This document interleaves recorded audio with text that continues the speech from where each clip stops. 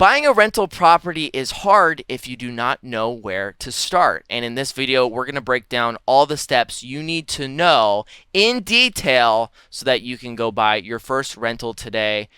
Good credit, down payment, closing costs. Yes, you need those things to go get a rental, all right? But there is more to that. There are some do's and don'ts. We're going to provide some tips for you when getting your first rental. And also, if you get something good out of this video, please leave a like. Let's get into it here. First steps, you need down payment, you need closing costs, and you need a good credit score to go buy your first rental. But nobody talks about the loan program. Angelo, what does that loan program look like? So, great question. We have two loan programs. The two main loan programs for investment properties is going to be a conventional loan, of course, where you have to qualify on your own merit to see if you can qualify for both your primary residence and the investment property. But we also have what's called a DSCR loan, or a debt service coverage ratio loan, to see can the rental income from that property service the debt, where we don't care about your income. We're only going to be looking at the rental income that the property can generate. Angelo, you told me before the show something about you finding out if a property is worth a DSCR loan in under 30 minutes. What does that even look like? Yeah, I can really give you some basics on the property in less than 30 minutes when it comes to, hey, will this be a good property? Will it cash flow? Will the numbers work? And at what down payment do you need for a particular property to make the cash flow work? So I have a tool, it's called House Canary, where I pull up the address within seconds. I can pull up all the data on the property, and it's going to give me the value of the property. But not only the value of the property, it's going to give me average rents on a low to a high number. So I can see, will this property, what type of rental income this property can generate, to see what the mortgage that you're going to get on it, will it cover the debt? So it's a very easy tool. If you have any properties in mind that you want to, use this on, or if you have any questions about it, just let me know. Yes, Tim, click the link in the pinned comment down below and you can contact Angelo directly for him to do that for you. So getting into a rental property, if you have a rental property, you can reach out to Angelo here. Yep. But if no, what does that process look like, Angelo?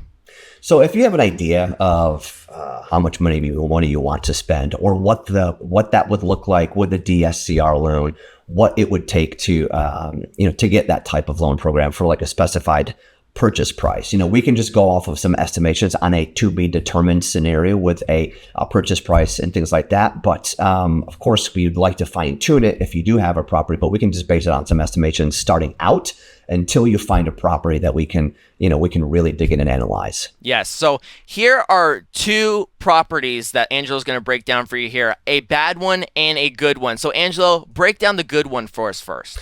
Yeah. Okay. So this property right here, the sales price is $365,000. This is in Mint Hill, right outside of Charlotte. It's a nice area, 1,500 square foot home. This property, as you can see here, it doesn't have any HOA dues, which is very helpful when we're looking at PITIA for your monthly payments. Okay. The taxes, pretty reasonable, about $2,900 annually.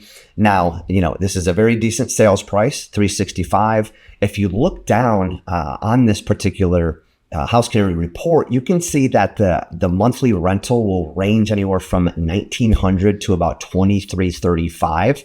With this property, based on the numbers, with a 22% down payment, we can hit that 1-to-1 ratio for this, for like a DSCR loan if you can't qualify. We're using a conventional loan. So this would be a decent property for your first rental if you're looking at one. All right, Angelo, let's look at the bad property, and maybe even saying a bad property, saying this is a bad property is the wrong way to frame it. Maybe let's just say the least optimal property, right? So let's give us an example of a least optimal rental. Yeah, great word is for that. So for this particular property, it is $415,000 purchase price. So it's a little bit higher purchase price than the other property, obviously. The taxes on the property, you're looking at about $3,600. This does have some HOA dues, approximately $44 a month. So that is going to cut into your cash flow or your monthly cash flow. And if we scroll down on this property, as like we did the last one, it is going to show you that for this property, the low range of 2,067 to a high range of 2,411, middle of the road about 2,239. Based on the numbers, 20% down, 22% down is not going to cut it with this property to meet that 1-to-1 ratio, because with 20% down is around $2,700. But if this property to sustain that 1-to-1 ratio, you're going to need about 34% down payment. So this property is definitely not optimal when it comes to long-term rentals. If you want to optimize your money that you have to invest in rentals. All right, Angelo. So we found a property now. It's time to make an offer. What does that process look like? So you have your agent, locked and loaded. She makes that offer for you. If for some reason that offer doesn't get accepted and you have to counter offer, you have to maybe offer a little bit more money. Just remember, with this particular loan program, it's fine tuned. So any adjustments to those numbers could really make a difference in the cash flow, whether you get approved or not for the DSCR ratio and things like that. So it's very, very important that you have your maximum that you can go on that. So let's say you do go under contract. Congratulations. When you go under contract, you're going to have to immediately put your due diligence money down, your earnest money down. And this is a big thing. People don't know that you can't use a gift for a down payment. So you can't get a gift for a down payment for an investment property. Please understand that. Some people want to use gifts. Just thought I'd throw that in there. When you're talking about a gift, are you talking about like from a family member like that? Correct. Yeah. So you can't use a gift for an investment property. So you can for a second home and for a primary, but you just cannot for an investment property. So just remember that. So yeah, once you go under contract, EMD, DD, you're solidifying that contract, and we start the loan process. All right, let's get into the final tips here. Angelo, you said a lot in this last segment here about things that you shouldn't be doing. Like, don't get emotionally attached to that. Let's fine tune that right here. What are some tips that people should go in with knowing when getting a rental property? Yeah, it's, a rental property is different than a primary residence, right? You have to try to take your emotions out of it, because you have to look like this is an investment. This is a long-term play for you. This is something that you're going to hopefully generate cash flow down the road. You're not going to be living in the property. You're going to be raising kids in the property, right? So try to take your emotions out of it and know going in that you have a maximum budget for this particular property, right? That you will not go over a certain dollar amount for the purchase price, because it's going to blow the numbers. Just understand there's going to be more properties out there. There's, it is a little bit tighter now in the market, but there will be some properties that come available. Don't push the numbers. Take your emotions out of it. Stay rigid, stay strong with where you need to be when it comes to your, the down payment, closing costs, and your cash flow. Stay true to that 100% when you're looking at investment properties. All right, team. So we talked about the pre-qualification process very briefly and what that looks like going into it. We talked about looking for a home, if you found a rental, if you need to find a rental, if you need to go to Angelo and, speculate on what that would look like for you.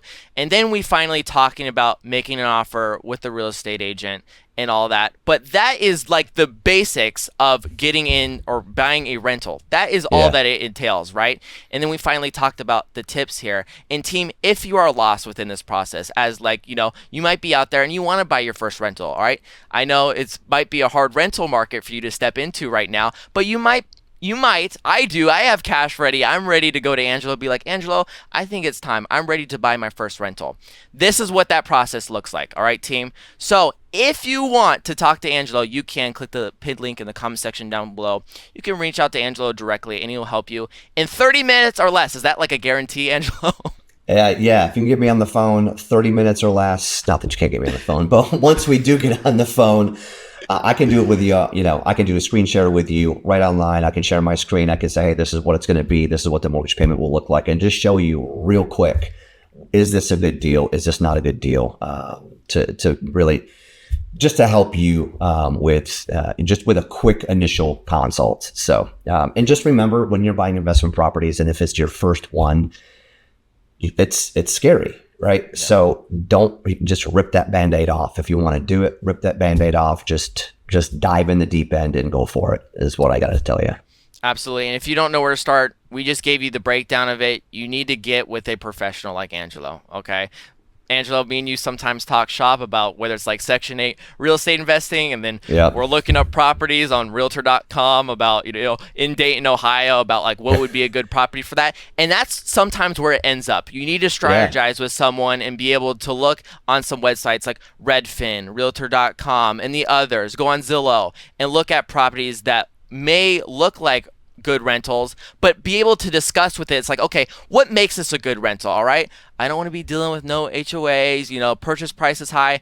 Those are all things you need to take into account. So I hope you got some good information out of this video, team. If you got some good, make sure you like this video, and we'll see you guys next week. Bye.